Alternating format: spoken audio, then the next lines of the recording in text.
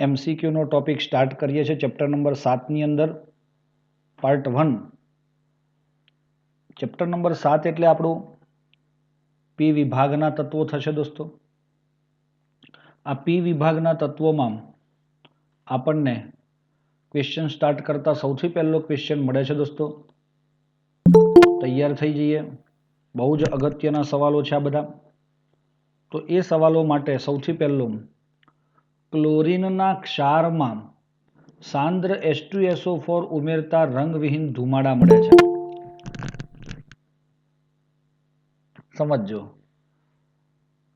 પરંતુ આયોડિનના ક્ષારના દ્રાવણમાં H2SO4 ઉમેરતા આપણને જાંબલી રંગના ધુમાડા મળે છે. આવું આપણે કન્ફર્મેશન આની અંદર કરવું છે કે આવું કેમ થાય છે દોસ્તો. તો હું તમને સમજાવું કે જો તમે ક્લોરીનનો કોઈ ક્ષાર હોય અને એને સલ્ફ્યુરિક એસિડ સાથે ગરમ કરો તો લગભગ Cl2 મળે. આમ Cl2 આછા લીલા રંગનો વાયુ છે. કેવો છે? આછો લીલો, એટલે પીળાશ પડતો લીલો રંગ. પરંતુ તેની સાંદ્રતા ઓછી હોય તો સફેદ રંગના દ્રાવણમાં જોવા મળે. આથી એ ક્લોરીનને આપણે એ કરીએ તો સફેદ રંગના ધુમાડા મળ્યા. એ કોના હોય? ડાઇક્લોરીન નહીં, પણ એ ક્લોરીનનું H2SO4 સાથે પ્રક્રિયા કરીએ એટલે HCl બને છે. શું બને છે? HCl. અને HCl નો સફેદ રંગ આપણને જોવા મળે છે. પરંતુ તમે જો સાંદ્ર H2SO4 ની પ્રક્રિયા HI સાથે કરો છો ત્યારે H2SO4 વત્તા HI જ્યારે કરીએ છીએ ત્યારે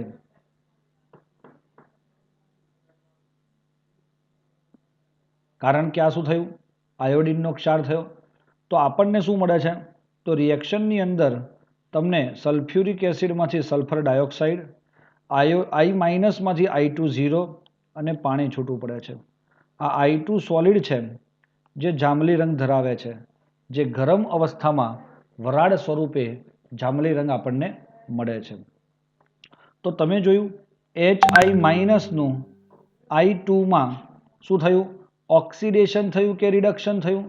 -1 માંથી 0 બન્યો તો ઓક્સિડેશન આંકમાં વધારો થયો, અને વધારો થાય તો એને આપણે ઓક્સિડેશન કહીએ છીએ. આથી HI નો જાંબલી રંગ ન હોય. પહેલી વસ્તુ, H2SO4 એ HI નું I2 માં રિડક્શન, એટલે અહીંયાથી જ તમને ખબર પડે -1 ઓક્સિડેશન આંકમાંથી 0 બનાવે તો આને ઓક્સિડેશન ના કહેવાય. શું કહેવાય? રિડક્શન કહેવાય.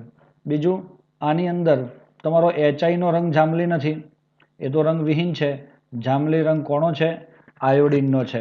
ત્રીજું, HI નું I2 માં ઓક્સિડેશન, એ દેખાય છે, સાચું લાગે છે. અને HI નું HiO3 માં ઓક્સિડેશન રૂપાંતર થાય એટલે આ -1 માંથી +5 માં ઓક્સિડેશન. પણ આનો રંગ, આ તો રંગ વિહીન છે. એટલે તે રંગીન જો તમારે જોઈતું હોય, જાંબલી રંગ જોઈતો હોય તો તમારે શું કરવું પડે દોસ્તો? યસ, H2SO4 નું I2 થી આયોડિન મળે છે, એના લીધે છે. ચલો, ગુણાત્મક પૃથક્કરણ દરમિયાન HCl વડે એસિડિક કરેલા ક્ષારના જલીય દ્રાવણ પરથી વાયુ પસાર કરતો કાળા રંગના અવક્ષેપ મળે છે. કયા રંગના અવક્ષેપ મળે છે? કાળા રંગના. તો દોસ્તો આ અવક્ષેપને મંદ H2SO4 સાથે જો પ્રક્રિયા કરાવીશું તો આપણને શું મળશે? યસ, જો આવી વાત આવે કે ભાઈ HNO3 સાથે જો આની પ્રક્રિયા આપણે કરાવવા જઈએ છીએ તો આપણને શું મળે છે?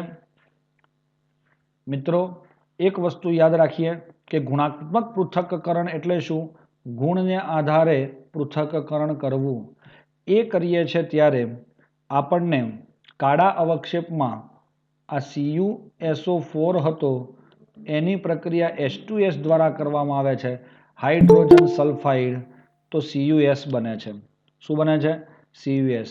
આ CuS ના કાળા અવક્ષેપ આપણને મળે છે.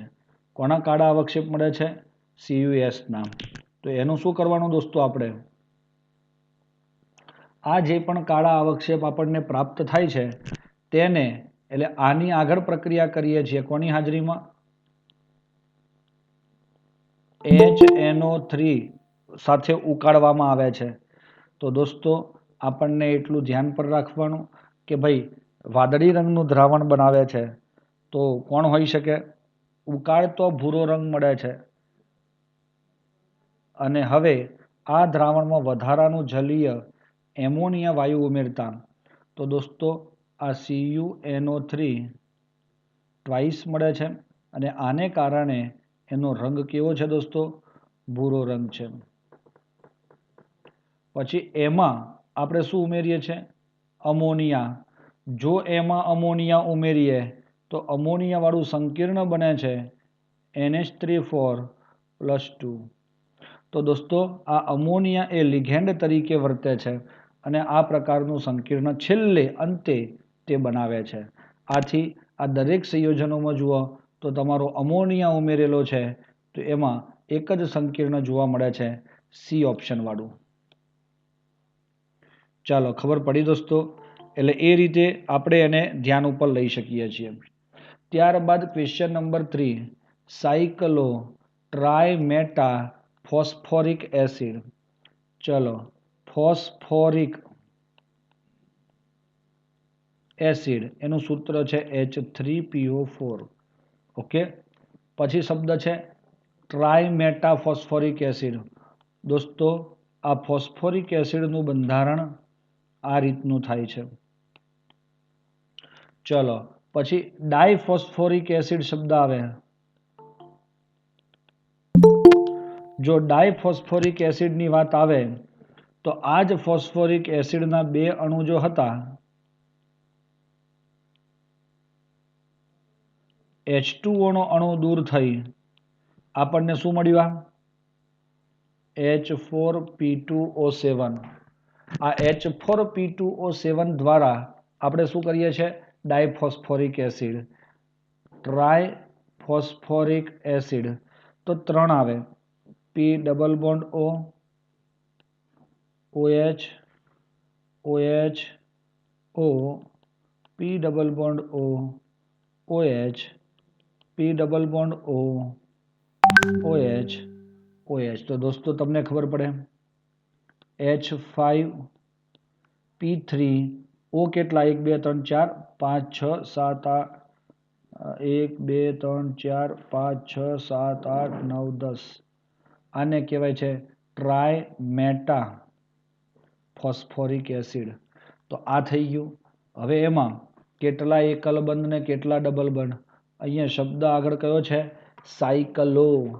એટલે આ જ બંધારણ જે છે આ તમારા 3 કાર્બન વાળું આ બંધારણ 3 ફોસ્ફોરિક એસિડના અણુ જે જોડાયા છે એ જ બંધારણ તમારું ચક્રીય રીતે જ્યારે ગોઠવાય છે ત્યારે એક વસ્તુને ખાસ તમે માર્કિંગ કરશો દોસ્તો કે તમારો અહીંથી આ OH નો H અને આનો OH આમ એકબીજા સાથે જોડાઈ જવાથી આપણને એક જબરજસ્ત બંધારણ મળે છે.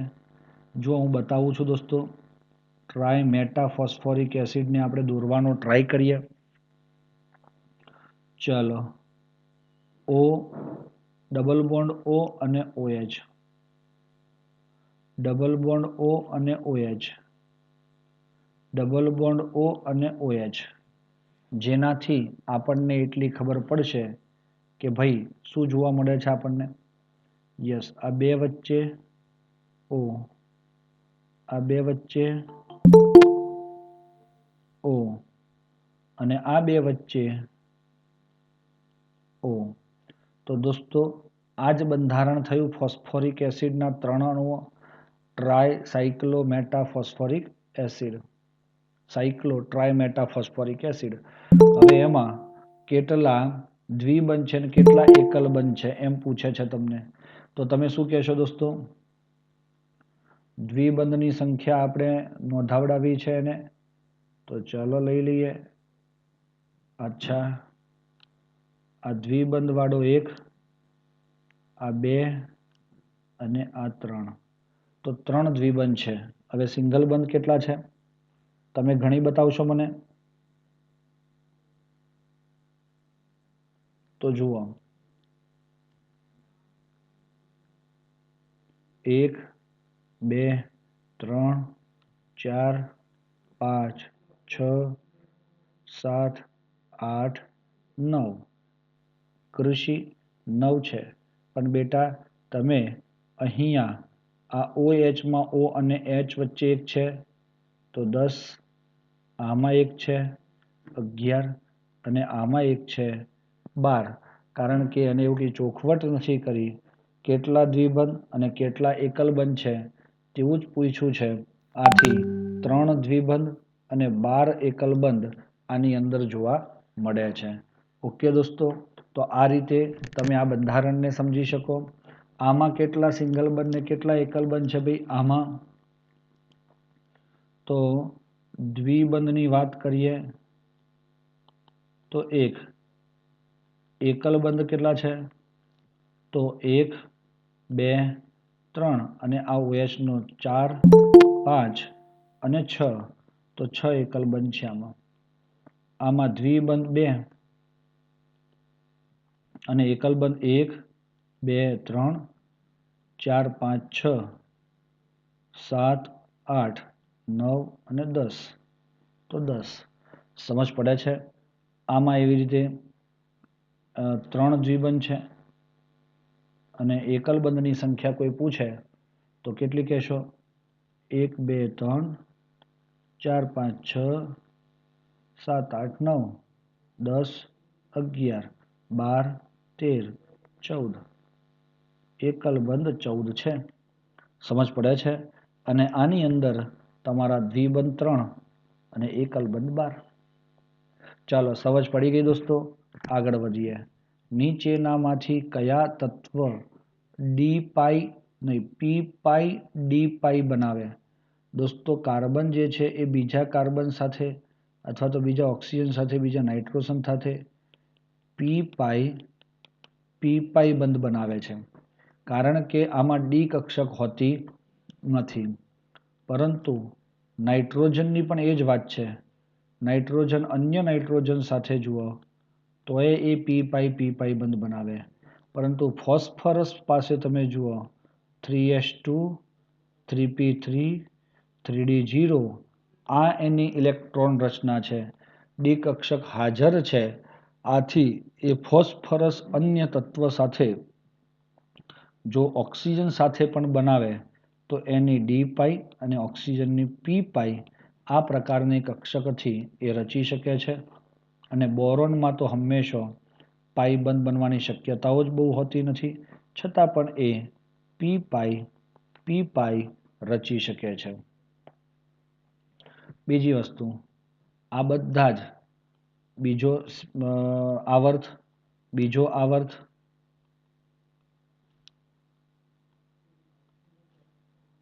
આનો આવર્ત 3, આનો આવર્ત 2. તો દોસ્તો ખબર પડી જાય છે આપણને. નીચેના પૈકી આયનોની કઈ જોડ સમઇલેક્ટ્રોનીય અને સમબંધારણીય છે? તો મિત્રો તમે જુઓ, સમઇલેક્ટ્રોનીય હોવું એટલે શું? ઇલેક્ટ્રોનની સંખ્યા સમાન હોવી. તો પહેલા ઇલેક્ટ્રોન જ ગણીએ તો કાર્બનના 6 અને ઓક્સિજનના 8, 8 તારી 24, 24 ને 2 26 એટલે 32, નાઇટ્રોજનના 7, 8 તારી 24 અને 1 25 એટલે 32 થઈ જાય. ચલો, એ તો સાચી વાત છે, બંનેના ઇલેક્ટ્રોન સરખા છે. ક્લોરીન અને કાર્બન કદી મેચ ના થાય, બરોબર છે, કારણ કે ક્લોરીનમાં 17 ઇલેક્ટ્રોન છે અને કાર્બનમાં 6 ઇલેક્ટ્રોન છે, એટલે એ હરખા ઇલેક્ટ્રોન આવવાના જ નથી. સલ્ફરમાં 16 છે, નાઇટ્રોજનમાં 7 છે, એ પણ કદી સમ ઇલેક્ટ્રોનમાં મેચ ના થાય. હા, આ બે જણા થાય, ક્લોરીન અને સલ્ફર. ક્લોરીનના 17, 8 તારી 24 વત્તા 1 કેટલા થયા મિત્રો? આપણા ટોટલ ઇલેક્ટ્રોન 17 વત્તા 24 વત્તા 1 8 તારી 24 કહેવાય ને, વત્તા 1 એટલે કેટલા થશે? 25 અને 42 અને આમાં સલ્ફરના 16, 8 તારી 24 અને 2 42. તો આ સમ ઇલેક્ટ્રોનીય છે એટલે ઓપ્શન તમારો જે છે એ બી અને સી તો પહેલી વાતમાં જ કેન્સલ થઈ જાય. હવે સમબંધારણીયની વાત આવે તો આ અણુની વાત કરીએ તો CO3-2 એ AB3 છે, કારણ કે તેનું બંધારણમાં O અને O- આ રીતે છે. NO3 માં AB3 તો છે જ, નાઇટ્રોજન, ઓક્સિજન અને ઓક્સિજન માઇનસ માઇનસ પણ અહીંયા પ્લસ છે. આથી આ બંનેનો જે આકાર છે એ સમતલીય ત્રિકોણ થશે. કયો આકાર થશે બંનેનો? સમતલીય ત્રિકોણ. અને એના લીધે એ બંને સમાન પ્રકારનો બંધારણ ધરાવે છે. ચાલો સમજ પડી જાય છે. તો સર આમાં શું થાય છે? ClO3 માઇનસમાં Cl double bond O double bond O, એટલે આ પ્રકારનો ક્લોરીન જે છે એની પાસેના 1 2 3 4 અને 5 એક ઇલેક્ટ્રોન યુગ્મ છે AB3E, જ્યારે SO3-2 માં S double bond O double bond O H અને OH આમ હતું. તો આમાંથી H અને આનો H નીકળી જવાથી આ બની જાય છે S double bond O double bond O minus.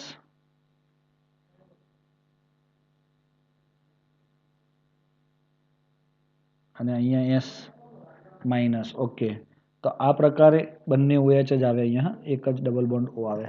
તો એના લીધે આપણો આ અણુ એક રીતે તમે જોશો તો 1 2 3 4 5 હા 6 7 6 ઇલેક્ટ્રોન એની પાસે હોવા જોઈએ.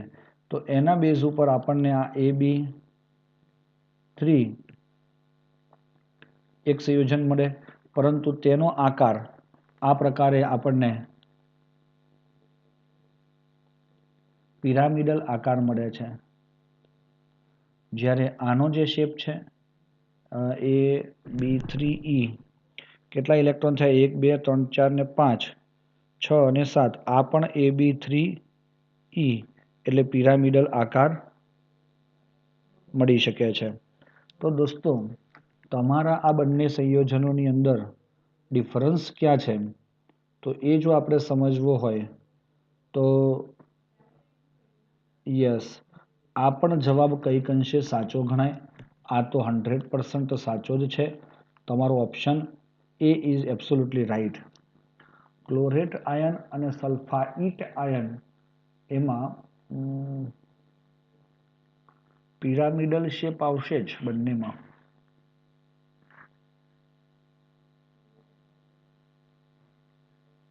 બરોબર, ચલો જવાબ એ સાચો છે આનો હાલની કન્ડિશનમાં.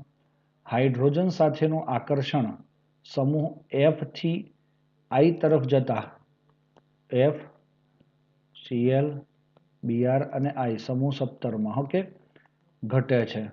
તમે મને એમ કહો કે HF HI HBr અને HI HCl અને HI ઓકે, આ બંધનું નિર્બળતા ઘટતી જાય છે. તો કયો હેલોજન એસિડ મહત્તમ બંધ વિયોજન એન્થાલ્પી? સૌથી વધુ મજબૂત બંધ કોનો હોય તો HF નો જોઈએ ને સાહેબ, કારણ કે તમને ખબર છે બંધ એન્થાલ્પી ચલે છે 1/બંધ લંબાઈ. બંધ લંબાઈ વધુ તો બંધ એન્થાલ્પી ઓછી, બંધ લંબાઈ ઓછી તો બંધ એન્થાલ્પી વધુ. પછી આપણો જવાબ એ થશે HF.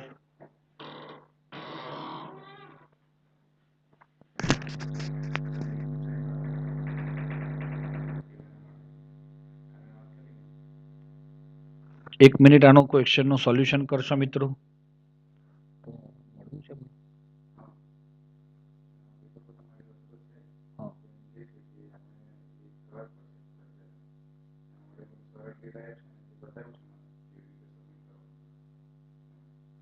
એ વાત કરવાની છે. મિત્રો, આ સવાલનું સોલ્યુશન કરશો તમે. 5 મિનિટ માટે મને જરીક બ્રેક જોઈશે, તો તમે સવાલનું સોલ્યુશન કરો દોસ્તો. ઓકે.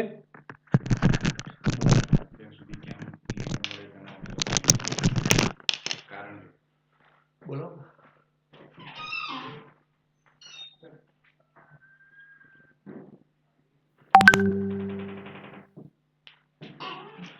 આવો સાહેબ. શું કહેતા કયો? એકમ કસોટીનું છે ને હારું. આ કોણ મોકલે છે? છેક ગાંધીનગરથી આવે. હવે મેં તો પેપર મોકલાવ્યું. આ દિવાળી પહેલા હતી, પછી કેન્સલ રહી, અને પછી દિવાળી પછી લેવાની થઈ. અચ્છા, એ પહેલા એકમ કસોટી લીધી તમને? હા, લીધી. એ પેપર મેં મોકલાવવા નહીં જતા ગ્રુપમાં આપણે. બરોબર. હવે વચલો રસ્તો એવો કરે અત્યારે સંખ્યા આપી દઈએ. સંખ્યા બ્લેક મકન નાખે. હા હા, પછી લખાઈ દે પેપર. પછી લખાઈ દેવાનું. બરોબર. મગજમારી એ બધી એવું કરો તો સંખ્યા અત્યારે આપી દઈએ. જે સંખ્યા છે ને આપણી, સાંભળ આમાં કરવા પડે. સાંભળ, એટલે આ શું છે? આ છે ને વાત કરજો ને કેવી રીતે કર્યું હતું. એ પેલું સર આપણે સરળ ડેટા જે વાત કરી ને એ સોફ્ટવેરમાં આ દરેક બાળકને ભરવાનું છે. દરેક સ્ટુડન્ટનું ભરવાનું છે. એટલે તો એક સાથે બાળક જાતે ઓનલાઈન પરીક્ષા આપશે? ના, બાળક આપણે પેપર આપણે લખાવવાના, એમાંથી જે માર્ક્સ આવે તે આપણે એમાં ટીક કરવાના. આ ટીક કર્યા સુધી એ પછી આપણે સ્કેન કરવાનું. પેપર આપણે લઈને અંદર નાખવાના? નહીં, પેપર નહીં. પેપરમાંથી જે માર્ક્સ આવે ને તે આપણે માર્ક્સ અંદર ભરવાના. અહીંયા ઓએમઆર આ શીટ કહેવામાં આને સ્કેન કરવાનું, અને એ સ્કેન કરીને યુઆઈડી નંબર જે નાખેલો છે ને એના પરથી આ લોકો ડેટા કેપ્ચર થઈ જાય. તો સ્કેન બાળકમાં પરીક્ષા કેવી રીતે આપવાની છે? એ તો આપણે લખવાની. બરોબર છે. અને એ લખાયા પછી એટલે તમારું એમ કેવું છે કે આ માર્ક્સ આપણે એડ કરી લેવા પડશે પહેલા? વગર પેપરે અત્યારે આ માર્ક્સ લખી દેવાનું વગર પેપરે, કેમ કે પરીક્ષા લેવી હવે આજના માટે મુશ્કેલ. આજે તો નહીં લેવાય ને, જો એમાં લીધા પછી જ ચેક કરવું. બીજી વાત કે પરીક્ષા લીધેલી નહીં લીધેલી એમ સાબિત પણ નહીં આપણે કરવાનું અત્યારે કોઈ બતાવવાનું નહીં. પરીક્ષામાં લીધેલી છે. હા, એ તો સમજી ગયો હું, પણ આપણે અપાવડાવીએ પેપર, પછી અપાવડાવીશું બાળક પછી પાછળથી આપણે અને એ માર્ક્સ આટલા જે લખ્યા છે ને એટલા આપવાના. બસ. તો અત્યારે હાલ તમે રિઝલ્ટ આપી દો છોકરાને સારું સારું. તો કેટલા ધોરણથી લેવાનું? 3 થી 12. અમે છે ને 12માં વડાયા છે ને 3 થી 12 છે. હા, આ જે એપ આવી છે ને ગવર્મેન્ટ, અને એ એપ મને સમજાય ને તો જો સારી હોય તો આપણે છોકરાઓ બી યુઝ કરે ને. મને કરી આપ પછી. હા, આ લેક્ચર પૂરો થાય ને એટલે મને કરી આપો. બરોબર છે. તો હા, તો એવું દિવસ સમજી ગયો તું. આજે આ ટાઈમ તો લાગશે આમાં. ટાઈમ નથી પણ દરેક સ્ટુડન્ટનો આપણે શિક્ષકોને કામ આપી દઈશું. દરેક શિક્ષકને તમારી જાતે નહીં કરવાનું. તો બી ચાલે. શિક્ષક જ કરી શકશે. એટલે મોબાઈલથી? હા, મોબાઈલથી પોતાનો થઈ જતો હોય છે. ક્લાસ વાઇઝ જે હોય સ્ટુડન્ટ એને પોતાને ખબર હોય છોકરાને, પણ પાછા સબ્જેક્ટ બી બધા આવશે ને. હા, નહીં સબ્જેક્ટ 3 જ છે. એમ નહીં, આમાં કેટલા સબ્જેક્ટ આવ્યા? નહીં, પેલા પેપરના સબ્જેક્ટ છે ઓક્ટોબરમાં. એમ નહીં, હવે આ બાળક આ જે છે એ કોઈ પણ સબ્જેક્ટનો છે. એક સબ્જેક્ટ નહીં ના? એક સબ્જેક્ટનો. એવી રીતે એક સબ્જેક્ટની એક એન્ટ્રી એક બાળકની થાય. કેટલા સબ્જેક્ટ આપેલા છે પેપર આપણે?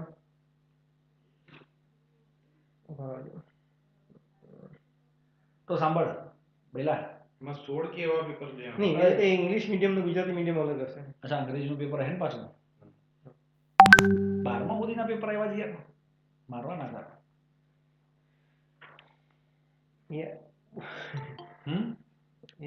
ઇંગ્લિશ મીડિયમ 3 4 5 6 7 8 બસ 8 ના હશે, 12 ના નહીં. સરસ. 9 8 સુધીના જ હશે, પ્રાઇમરીના જ. 3 થી 8 ના છે સાહેબ. એ સારું. બરાબર. 8 સુધી એટલે એમાં થોડું લિમિટમાં સંખ્યા છે ને. હા, એક પેલામાં જે છે સોફ્ટવેરમાં હા, એ તો 12 સુધી 12 સુધી 12 સુધી આપેલું જ છે. આપણે પેપર 8 સુધી જ છે. બસ એમ પેપર નથી એટલે સમજી લે. પેપર નથી મળેલા એમ કહી દેવાનું કદાચ માગે તો. કદાચ માગે તો પેપર નથી મળે એમ બતાવી નહીં દેવાનું. નહીં 9 થી 12 પેપર આવ્યા જ નહીં હોય. આવે જ એ નહીં આવે. એનો કોઈ પ્રશ્ન નહીં આવે બરાબર. વાર તો લાગે પણ નહીં, વાર નહીં લાગે. એટલો એ નહીં મળે. એટલે સંખ્યા કેવું છે અમારે પ્રાઇમરીમાં ઓછી છે. નહીં વાત તો લાગતી નથી કેમ કે તમને કેમ હા. દરેક શિક્ષક કામ કરી દેશે 2 મિનિટ કામ વાતો સ્કેન ફટાફટ કરી દઈએ માર્ક લખીને એની બધી કોપી કાઢી મૂકું યુઆઈડી નંબર લખી દે ઉપર આપણે લખ્યો એમ ફટાફટ સ્કેન કરો તો તું તારી રીતે પહેલા આ ફોર્મેટ રેડી કરી લે. ફોર્મેટ આવેલું જ છે. એમ નહીં, તું આ ફોર્મેટ રેડી કરી લે. ક્લાસ વાઇઝ સંખ્યા જેટલી છે ને એટલા બધા એટલા કાગળ કાઢવા પડશે તમારી પાસે. આગળ પાછળ જ કાઢશો તો એ ચાલશે ને? ચાલશે બરાબર સ્કેન ને? થવું જોઈએ પછી ટીચરનો પછી ગાઈડ કરવાનો. નંબર આપણે જાતે લખી નાખવાનો વીઆઈડી નંબર. યુઆઈડી નંબર એટલે ટીચર પોતે બી એને કંઈ કરવું જ ન પડે. સ્કેનિંગ કરીને એને અપલોડ જ કરવાનું થાય બસ, બસ. જે તે ધોરણમાં. અથવા તો શક્ય તો ઓટો આપણે નહીં પેલું મેલ મર્જી જેવું નહીં થાય અંદર કોડ ટાઈપ થશે મેલ મર્જી જેમ આપણે વારાપતિ થાય એમ એમાં લખી કાઢી ચાલ હાથથી લખી કાઢો હા, વાર નહીં લાગે એમાં. બરાબર તો વાંધો નહીં. એટલે આમાં તું લખે તો એ ચાલે, ઓટોમેટિક આવે તો એ ચાલે. તું જોઈ લેજે ને તારી જે સરળતા રહે એ કરી આ લેજે. ફોર્મેટ છે તો એમાં તો લખવા જ પડશે. લખવા જ પડશે અને એમાં શું છે સંખ્યા નહીં એમાં શું કરીએ એનાથી તમે મોટું કેપ્ચર પણ કરી શકો મોટી કોપી પણ કાઢી શકો એ એમને એવું કેવું છે કે એ દેખાય સારું ત્યાં પેલા સમજ પડે નંબર કદાચ મિક્સઅપ થાય તો પણ એ તો છૂટું લખશે વ્યવસ્થિત. હા એટલે વાંધો એને નહીં. 6 ભાગ કરી નાખો અથવા તો એક કાગળમાં 2 ભાગ કરી નાખો તો પણ ચાલે આ 6 છે તો નહીં આ જરાક છૂટું સારું છે. સારું છે? એ કરવા ચાલશે? ફોર્મેટ બરાબર છે આ. ઓકે આપણે હાલતથી બનાવીએ કેવું છે ગવર્મેન્ટમાં છોકરોએ પરીક્ષા આપી આઈરીએ હા બધા આ તો શું છે કે આપણા ફરજિયાત જ આપવી નહીં, પડેલી હતી. આમાં શું છે કે આપણે તો એકમ કસોટી બુક નહીં આવેલી હતી હા, અને આપણે શું કર્યું કે ચાલો ચાલશે ખાનગી વાળા અને એમાં શું છે અમે ત્યાંથી અમારું પેલું જે પેલું ખરું ને મંડળ એને બી ના પાડી કે ભાઈ આપણે એકમ કસોટી ને એવું આપવાનું નથી, આપણે આપણી રીતે ચાલવાનું. ચાલો. અમારે તો એટલા ટેસ્ટ આવી ગયા આ લોકોના. 7 ટેસ્ટ આવી ગયા. એટલા માટે મેં પણ બહુ ફોર્સ નહીં કર્યો તમને હા, જે તે સમયે પેપર મોકલી આપેલા હતા એટલે નહીં, એ વખતે નક્કી કર્યું હતું લખાઈ દેવાના આપણે. અમે નક્કી કર્યું હતું પણ પેલું અચાનક પેલું વેકેશન આવી ગયું બંધ થઈ ગયું ને એટલે પછી વેકેશન પછી મિસ જ થઈ ગયું. ચાલો મળીએ વિપિનભાઈ. હા ને ચોક્કસ.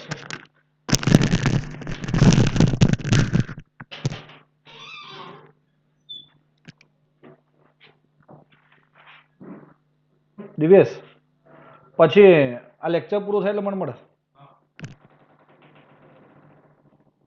હલો બાળકો, અવાજ સંભળાય છે?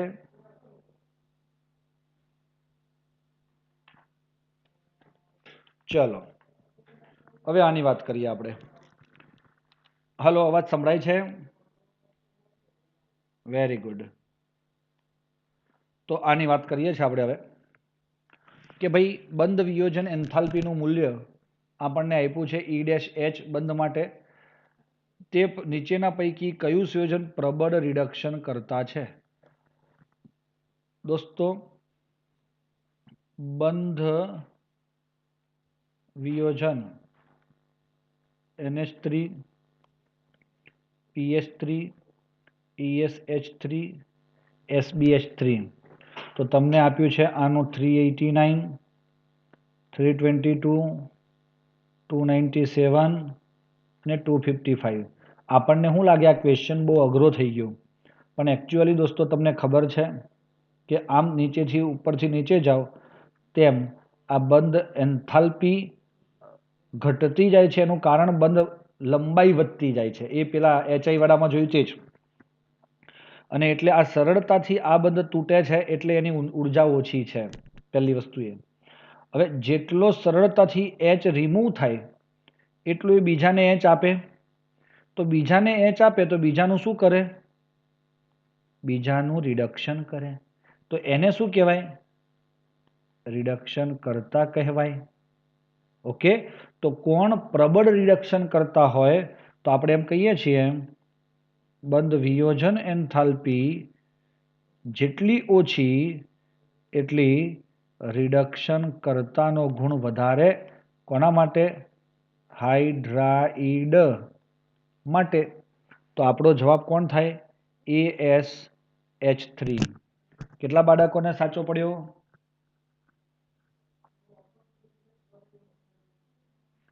સફેદ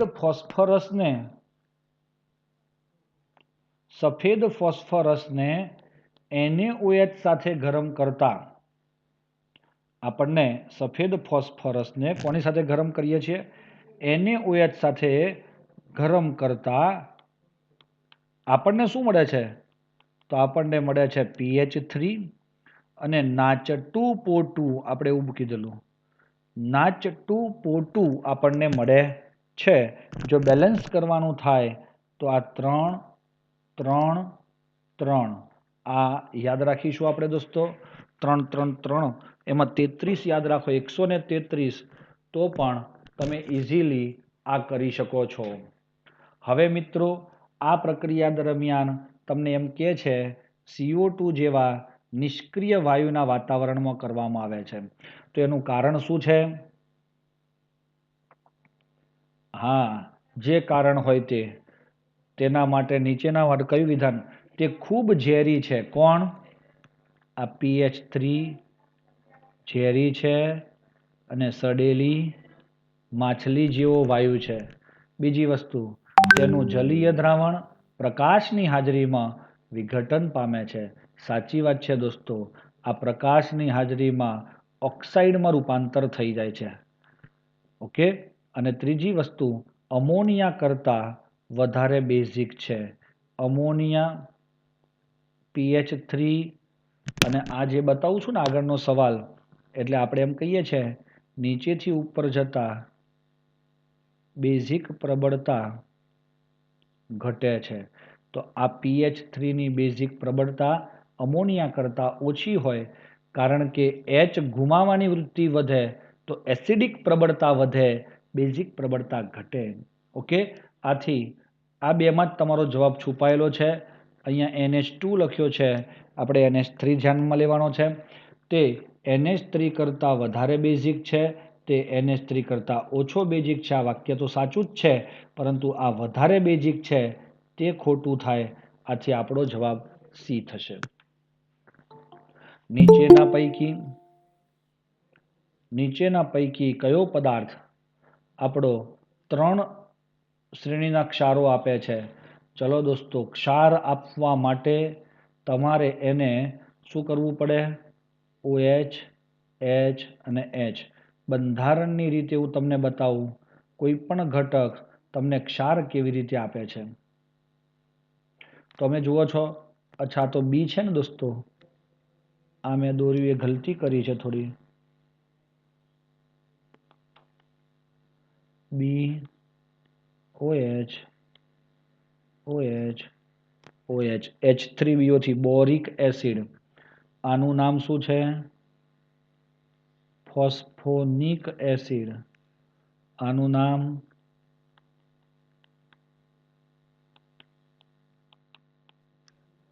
ફોસ્ફોરિક એસિડ અને આનું નામ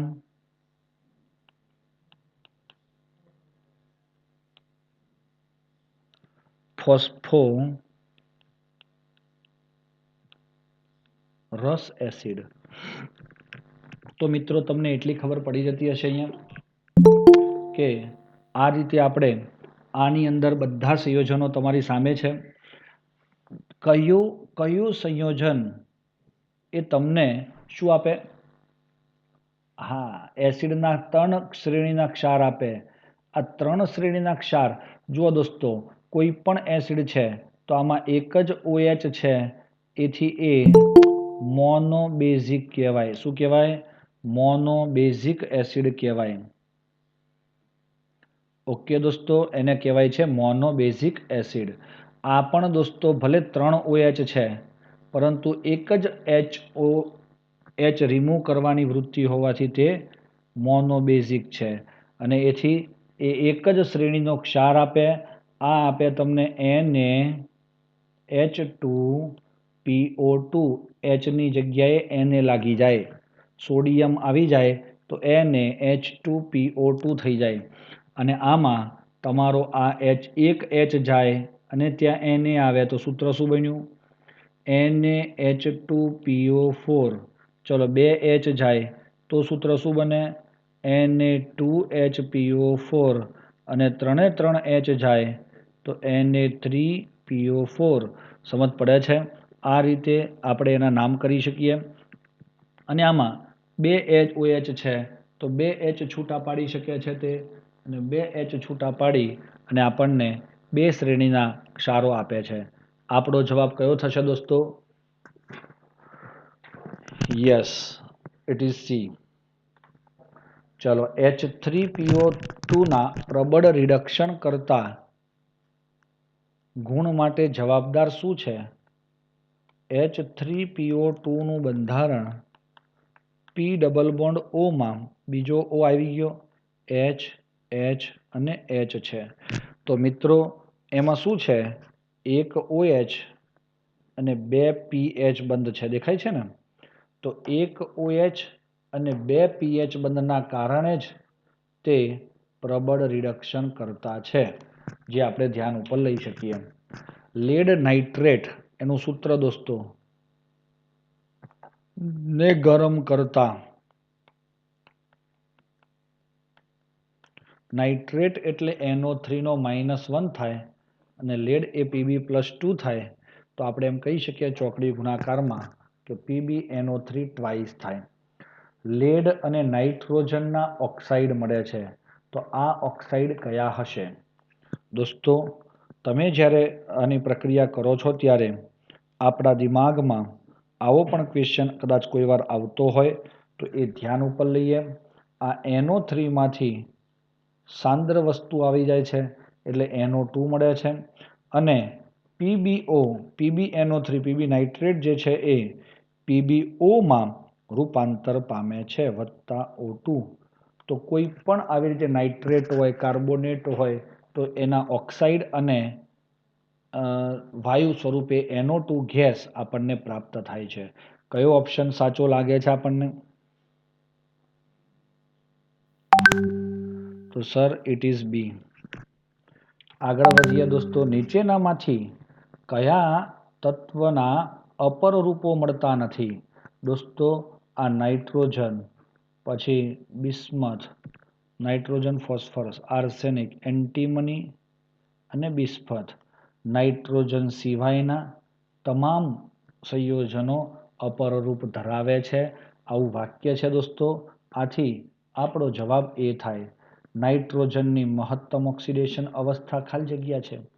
નાઇટ્રોજનની બાહ્યતમ કક્ષામાં 2s2 2p3 એટલે 5 ઇલેક્ટ્રોન છે, અને 5 ગુમાવે તો તે +5 સુધી જઈ શકે છે. આથી તે +5 ઓક્સિડેશન અવસ્થા ધરાવે છે.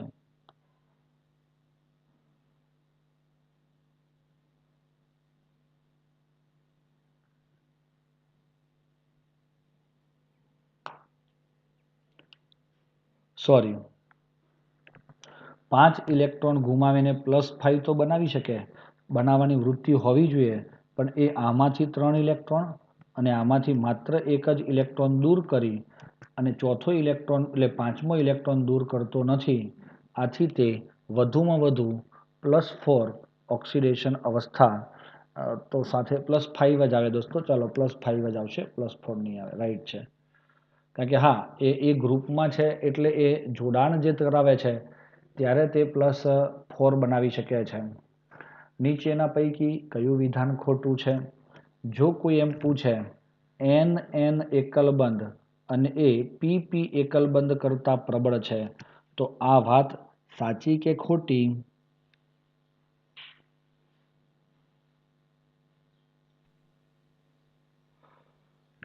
આ વાત બિલકુલ ખોટી છે દોસ્તો. એનું કારણ હું તમને આપું. નાઇટ્રોજન અને નાઇટ્રોજન, ફોસ્ફરસ અને ફોસ્ફરસમાં શું પ્રોબ્લેમ છે? આની જે કક્ષકો છે નાઇટ્રોજન અને નાઇટ્રોજન, એના કદ નાના હોવાથી તે એકબીજાની ખૂબ નજીક હોય, એટલે એના ઇલેક્ટ્રોન અને ઇલેક્ટ્રોન કક્ષકોના વચ્ચે અપાકર્ષણ થવાથી તેનો બંધ એ PP બંધ, જેમાં કદ મોટું છે ને, એટલે કદાચ થોડું એ દૂર પણ હોઈ શકે, તો એ દૂર છે એકલ બંધ કરતા પ્રબળ હોય છે.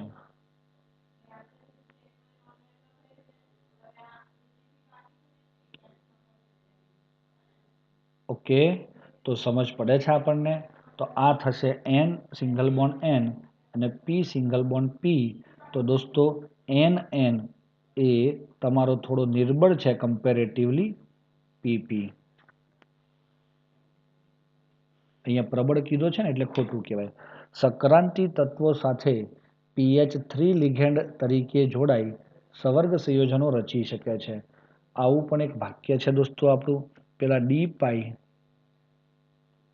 પાઈ બંધની જ્યારે વાત કરેલી ત્યારે આ તમારું એક વાક્યમાં pH3 એ લિગેન્ડ તરીકે વર્તે છે. આ યાદ રાખવાનું બહુ અગત્યનું છે.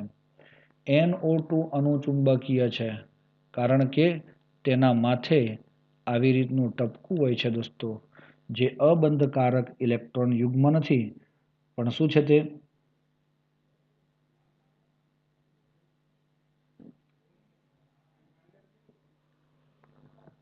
અયુગ્મિત ઇલેક્ટ્રોનના કારણે તે અનુચુંબકીય. આ બધા એક વાક્ય જે છે ને,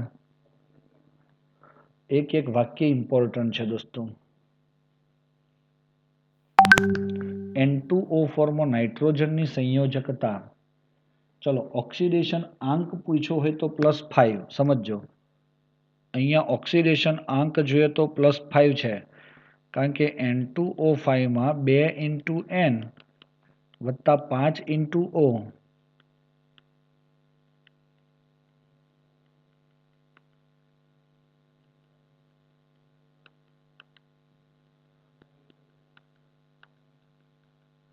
તો એ +5 છે. પરંતુ સંયોજકતા કે છે ને એટલે આપણે શું કરવું પડે, એનું બંધારણ દોરવું પડે દોસ્તો. એ બંધારણ આપણે જ્યારે કદાચ જોડીએ છીએ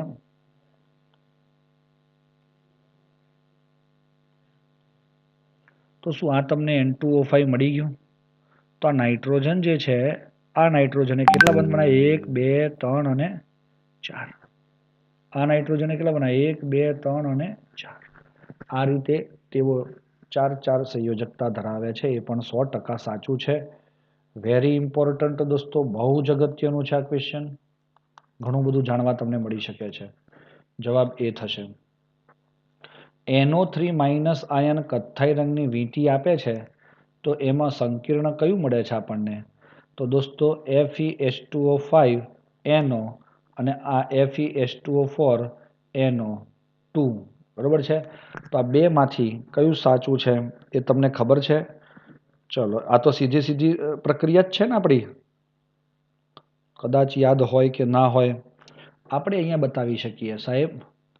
આ NO3- આયનની જ્યારે કસોટી કરતા હતા ત્યારે તાજા બનાવેલા ફેરસ સલ્ફેટના અવક્ષેપ આની અંદર ઉમેરવામાં આવતા હતા અને એ એસિડની હાજરીમાં ટીપે ટીપે એસિડ ઉમેરતા હતા અને એ Fe જે હતો એ Fe+3 બન્યો, NO3 એ NO બન્યો અને H+ એ પાણી બન્યું હતું. 3 Fe અને 3 Fe+3 એ બને છે અને આ જ તમારું મિશ્રણ એ આગળ એકબીજા સાથે પ્રોસેસ કરી FeH2O5NO +2 માં રૂપાંતર થાય છે. આ તમારી કથ્થાઈ વીંટી આપે છે. આથી જવાબ કયો થશે? એ. થોડોક જ ડિફરન્સ છે દોસ્તો. સમૂહ 15ના તત્વો +5 ઓક્સિડેશન અવસ્થા ધરાવતા સંયોજનો છે. સાચી વાત. જ્યારે બિસ્મથ એ +5 ધરાવતું એક જ માત્ર સંયોજન આપે છે. નાઇટ્રોજન, ફોસ્ફરસ, આર્સેનિક, એન્ટીમની અને બિસ્મથ. આપણને યાદ હોય તો ઉપરથી નીચે જાવ તેમ મહત્તમ ઓક્સિડેશન અવસ્થા +5 મળે છે, પણ ઉપરથી નીચે જાઓ +3ની સ્થિરતા વધે છે. જેનું કારણ આપણે શું આપ્યું હતું? આનાથી -2 +5 -2 ની સ્થિરતા વધે છે. એનું રીઝન આપણે આપ્યું હતું ઇનર્ટ પેર ઇફેક્ટ, નિષ્ક્રિય યુગ્મ અસર આપેલી. એટલે આ બધા તો +2 +3 જ બનાવે, આ બંને +5 બનાવે. છતાં પણ આ +5 વાળું એક જ સંયોજન આપે છે BrF5 જે સ્થાયી છે. બાકી મોટા ભાગના સંયોજનો કેવા છે? અસ્થાયી છે. આથી નાના કદનો વધુ વિદ્યુત ઋણ ફ્લોરિન સાથેનું સંયોજન એ એનું સ્થાયી બને છે. એમોનિયમ ડાઇક્રોમેટ અને બેરિયમ એઝાઇડ ને ગરમ કરતા NH4 2Cr2O7 ને ગરમ કરતા બેરિયમ એઝાઇડ BN3 થ્રાઇસ નહીં ટ્વાઇસ એને ગરમ કરતા. દોસ્તો કદાચ તમે ભૂલી ગયા હોય પણ એ યાદ કરાવી લઉં. ડાયનાઇટ્રોજનની બનાવટ N2ની બનાવટ દરમિયાન આપણે અહીંયા આપણે બતાવેલું છે. એટલે આ શું થયું? N2 પ્લસ Cr2O3 પેલો જે Cr હતો ને Cr2O3 વત્તા પાણી પાણી થઈ ગયું. અને આમાં Ba વત્તા N2. તો દોસ્તો આ N2ની બનાવટ માટેની બંને પ્રક્રિયાઓ છે. તો આપણે જવાબ કયો કહેશો? એમોનિયમ ડાઇક્રોમેટમાંથી N2 અને બેરિયમ એઝાઇડમાંથી પણ N2 આપણને મળે છે. આ તમારે ધ્યાન ઉપર લેવું જરૂરી છે.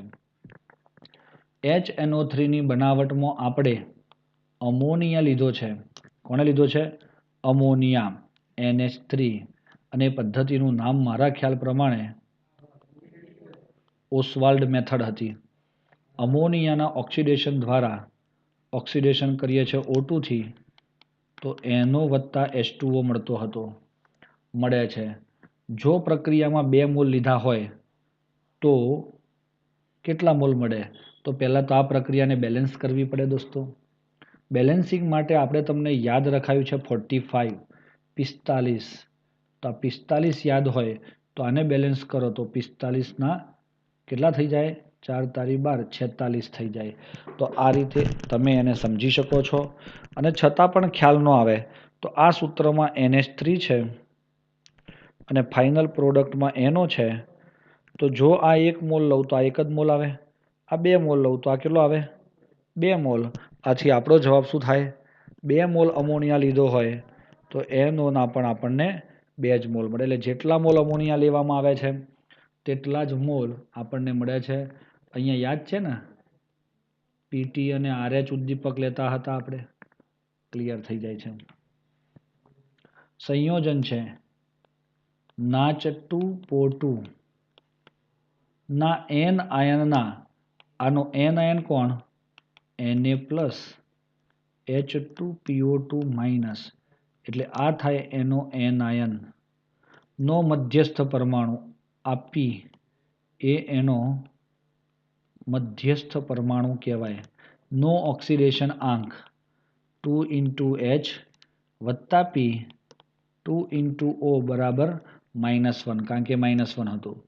તો 2 +1 વત્તા P 2 -2 તો 2 + P -4 = 0. તો 2 -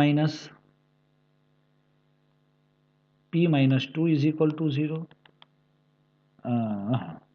આવું કેમ આવ્યું?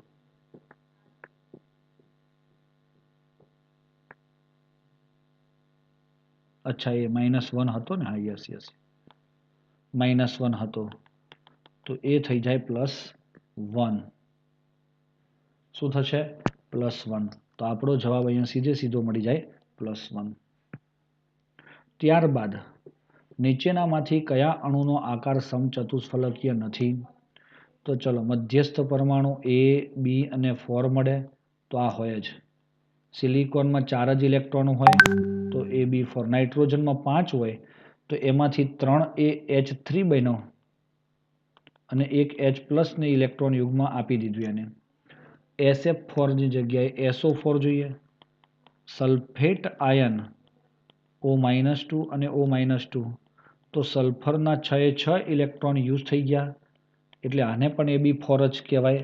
પરંતુ SF4માં S સાથે એટલે કે AB4 પરંતુ 4 બંધ બન્યા પછી 1 ઇલેક્ટ્રોન યુગ્મ હોય તો આનો આકાર ચીંચુડો કહેવાય. કે પ્રકારનો? અહીંયા S F F F અને F અને પેલું ઇલેક્ટ્રોન યુગ્મ અહીં જોવા મળે છે. આથી આમાં તમારો આકાર સમચતુષ્ફલકીય નથી, ચીંચુડો આકાર ધરાવે છે. સલ્ફરના પેરોક્સો એટલે આપણે પેરોક્સાઇડ કહીશું. ગોખી મારજો, વેરી ઇમ્પોર્ટન્ટ છે દોસ્તો, આ બહુ જ અગત્યનો, નોંધ પાડી જ લેવાની તમારી નોટમાં ને એમાં, જેમાં તમારી કાયમી નજર રહેતી હોય. H2SO5 H2S2O8. ચલો કેવી રીતે બનાવાય? H2SO4 તો H અને H કહી દેતા હતા, પણ 5 છે એટલે આ થયો તમારો પેરોક્સાઇડ બંધ, જેને કેરોજ એસિડ પણ કહેવાય છે. બહુ અગત્યનો હો. છેલ્લે આ પૂરું થાય એટલે સ્ક્રીનશોટ લઈ અને તમે યાદ પણ રાખી લેશો, નોંધ બી પાડી લેશો તમારી રીતે. ચલો ત્યારબાદ તમારો આ OH double bond O OO double bond O OH તો શું થયું? આ H2S2 1 2 3 4 અને O 8. આને કહેવાય માર્શલ એસિડ. આનું એક્ચ્યુઅલ નામ હું તમને આપું, પર સલ્ફ્યુરિક એસિડ. જ્યારે આને શું કહીશું આપણે? પેરોક્સો ડાયસલ્ફ્યુરિક એસિડ. તો સમજ પડે છે? આના આધારે તમારો જવાબ શું થશે? એ. તો આ શું છે? આ તો દોસ્તો વોલ્યુમ છે. હું એનું પણ સ્ટ્રક્ચર તો બતાવી જ દઉં ને.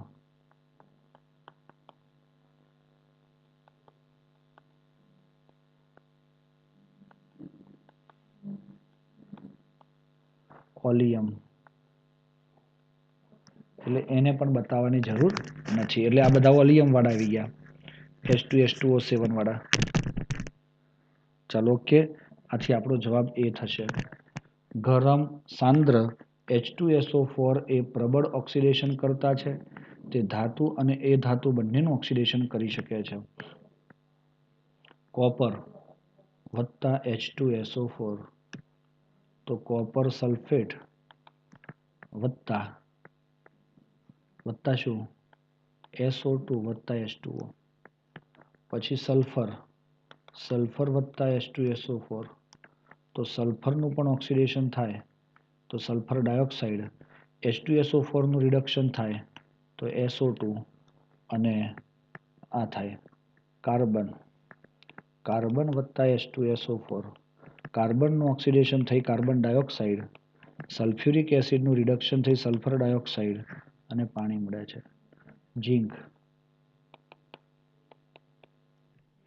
ઝીંકની જો પ્રક્રિયા તમે કરવા જાઓ તો એ ઝીંક આ પ્રક્રિયા આપતું નથી લગભગ તો, અને આપે તો પણ શું આપે? ZnSO4 SO2 વત્તા H2. નીચેના પૈકી કયા તત્વનું H2SO4 વડે ઓક્સિડેશન કરતા બે વાયુમય નિપજ મળે છે? શું જવાબ હોવો જોઈએ તમારો? દોસ્તો બે વાયુમય નિપજમાં તમારો જવાબ શું હોવો જોઈએ?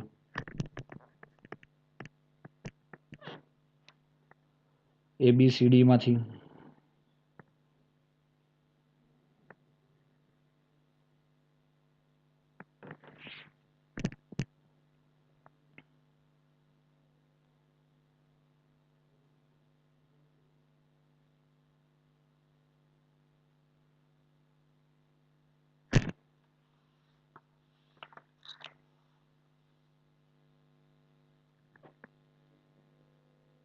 કયો જવાબ આવશે? એ. હલો ભાઈ, સમજ પડે છે અને સંભળાય છે કે નથી સંભળાતું એ ક્વેશ્ચન છે મને. ચલો કંઈ વાંધો નહીં. તમારું અહીંયા જે SO2 અને SO2 તો એક જ વાયુ કહેવાય ને. CO2 અને SO2 આ બે વાયુ કહેવાય, એટલે જવાબ સી વાળો થાય, મતલબ સી. ચલો આગળ વધીએ. મેંગેનીઝ ધાતુનું એક કાળા રંગનું સંયોજન હેલોજનના એસિડ સાથે પ્રક્રિયા કરે છે. દોસ્તો મેંગેનીઝનું કાળા રંગનું સંયોજન MnO2 નું છે. જે હેલોજન એસિડ સાથે પ્રક્રિયા કરે છે એટલે કોણ? HCl. આ કાળા રંગનું સંયોજન એટલે કોણ? MnO2. તો તમને શું આપે? Mn. અચ્છા, લીલાશ પડતો પીળો વાયુ એટલે કોણ? Cl2. આ દરેક વસ્તુ બહુ અગત્યની છે. MnCl2 વત્તા Cl2 વત્તા H2. તો મેંગેનીઝ ડાયક્લોરાઇડ અને આનો કલર પીળતો પીળો છે. જ્યારે આ વાયુના વધારે પ્રમાણને Cl2 વધુ હોય ને એમોનિયા સાથે પ્રક્રિયા કરીએ તો યાદ આવે છે ડાયક્લોરિન ગેસની અમોનિયા સાથે પ્રક્રિયા, પણ કોણ વધુ હોય? Cl2 નું વધુ પ્રમાણ અમોનિયા સાથે પ્રક્રિયા કરવામાં આવે તો તે અસ્થાયી ટ્રાયહેલાઇડ બનાવે છે. NCl3 વત્તા શું બને છે? HCl.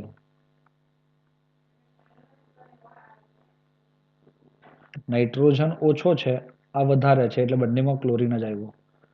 આ અસ્થાયી છે.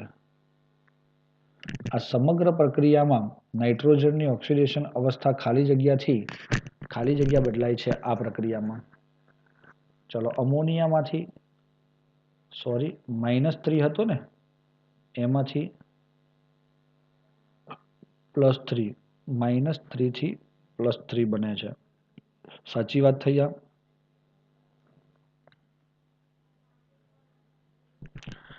હેલોજન અને ઝેનોન તત્વના સંયોજનની બનાવટ માટે વૈજ્ઞાનિક બોર્ટલુટે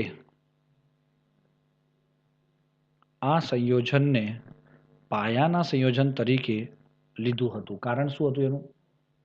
દોસ્તો એટલું યાદ રાખો, O2 ને એને જોયો ને તો એની આયનીકરણ એન્થાલ્પી એટલે કે ડેલ્ટા IH અને ઝેનોનની ડેલ્ટા IH ચાલુ સરખામણી કરી તો ડેલ્ટા IH નો મતલબ થાય એક ઇલેક્ટ્રોન રિમૂવ કરવા માટે જરૂરી ઉર્જા. જો હરખી હોય તો ઓક્સિજન ઇલેક્ટ્રોન રિમૂવ કરી શકતો હોય તો આપણો ઝેનોન પણ કરી શકવો જોઈએ. એમ વિચારી એમને આયનીકરણ એન્થાલ્પી ના આધારે નક્કી કર્યું કે સરખામણી છે. ઓકે દોસ્તો, આમાં કદ આપ્યા છે તો કદની વાતમાં કંઈ મેળ ન પડે. પછી ઇલેક્ટ્રોન પ્રાપ્તિ પણ નથી એમાં, બંને વાયુ છે એટલે પણ નહીં, માત્ર આયનીકરણ એન્થાલ્પી સમાન હતી. ઘન અવસ્થામાં PCl5 એ શું છે? ઘન PCl5 લ્યો ને તો એ PCl5 અને PCl5 એટલે P2Cl10 થાય. અને P2Cl10 થાય, શું થાય? P2Cl10 તો PCl4 પ્લસ અને PCl6 માઇનસ ઘન અવસ્થામાં આ આયન સ્વરૂપે જોવા મળે છે. યાદ રાખજો. હા, પ્રવાહી છે તો સહસંયોજક છે, પરંતુ ઘનમાં જાય ત્યારે એના ઘટકો આ રીતે આપણને જોવા મળે છે. આથી આપણો જે જવાબ છે આ PCl5 હોય, PCl4 હોય તો સમચતુષ્ફલકીય અને PCl6 હોય તો અષ્ટફલકીય આકાર જોવા મળે છે.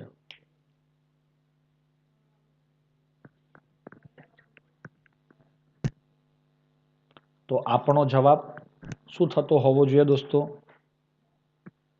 આઈ થિંક ડી થતો હોવો જોઈએ. તો સર આયા સાચો જ તો છે. અહીંયા વીજભાર નથી લખ્યું એને. નીચે કેટલાક આયનના રિડક્શન પોટેન્શિયલ આપ્યા છે અને ઓક્સિડેશન કરતાની તાકાત આપણે સમજવી છે.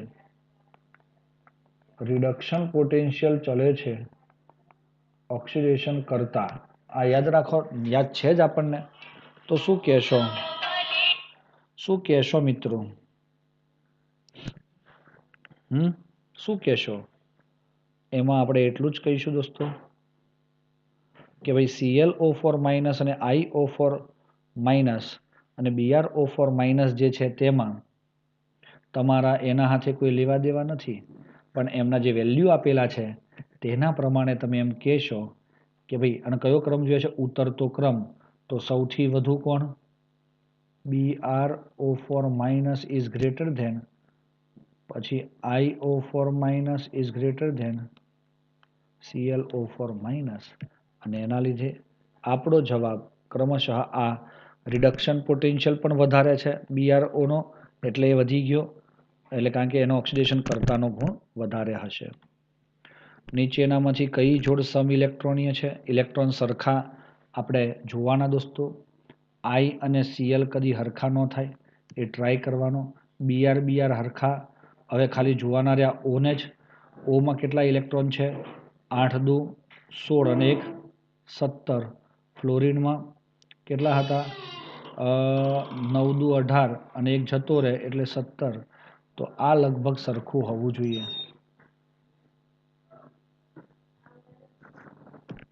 રેડી? તો એવી રીતે આપણે ડાયરેક્ટ કીધું છે, પણ તમારે એની ગણતરી કરવાની થાય. ચીલી સોલ્ટ પીટરનું સૂત્ર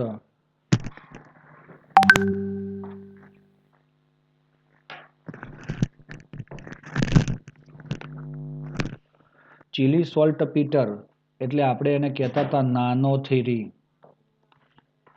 તો NaNO3 એ ચીલી સોલ્ટ પીટર છે, અને CaNO3 એ ઇન્ડિયન સોલ્ટ પીટર છે.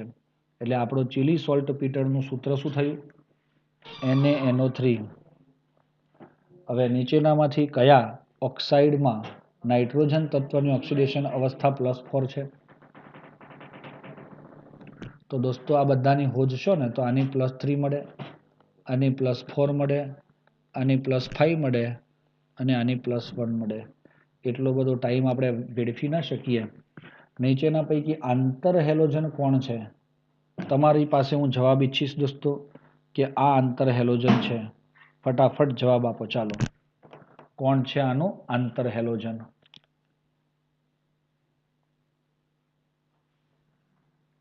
નથી ખબર?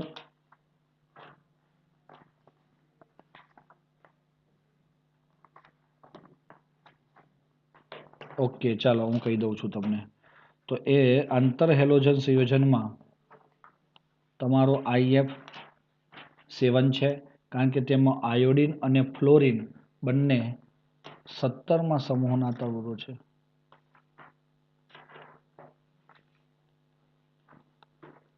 ઓકે, તો આથી આપણો જવાબ આ થશે.